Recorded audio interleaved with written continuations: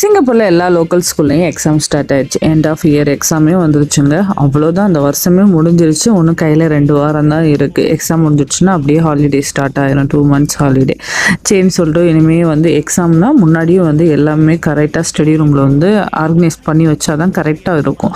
அதனால் நாங்கள் வந்து க்ளீன் பண்ண ஸ்டார்ட் பண்ணோம். எல்லாம் 3 பேருமே சேர்ந்து ஸ்டார்ட் பண்ணோம். கொஞ்சம் கொஞ்சமாக ஒரு ஆள் எப்படியோ அடிபட்டு வந்தார். அதுக்கடுத்து கொஞ்சம் நீ ரெஸ்ட் எடு, அக்கா சப்போர்ட் பண்ணுவான்னு சொன்னோடனே அவர் உட்காந்துருந்தார். அப்புறம் பாப்பா எல்லாம் ஹெல்ப் பண்ணிச்சுங்க. பாப்பா தண்ணி எப்பெல்லாம் வலிச்சு விட்டாங்கன்னா கொஞ்சம் கொஞ்சம் இருக்க தண்ணியை நான் வந்து துண்டை வச்சு துடைப்பேன். அதுக்கடுத்து நான் வந்து க்ளீன் பண்ண போயிட்டேன்னா பாப்பாட்ட கொடுத்துருவேன். டவல் கொடுத்து ஃபுல்லாக தொடமான்னு சொன்னால் தொடச்சிருவாங்க.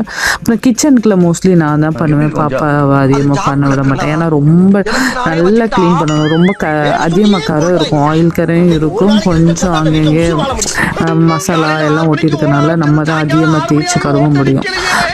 அதுக்கடுத்து கலர் ஃபுல்லாக க்ளீன் பண்ணி எடுக்கிறதுக்கு எனக்கு 2 hours ஆகுங்க. இந்த ஃபுல் வீட்டை க்ளீன் பண்ணி எடுக்கவே. எல்லா வேலையும் முடிச்சுட்டு அப்படியே ரிலாக்ஸாக வீட்டை திரும்பி பார்க்கும்போது வாவ் அப்படின்னு இருக்குங்க. அப்படி இருந்தால் தான் நானும் ரிலாக்ஸாக இருப்பேன், பசங்களுமே ஹாப்பியாக இருப்பாங்க. இல்லாட்டா எனக்கு கோவம் வந்துக்கிட்டே இருக்கும்.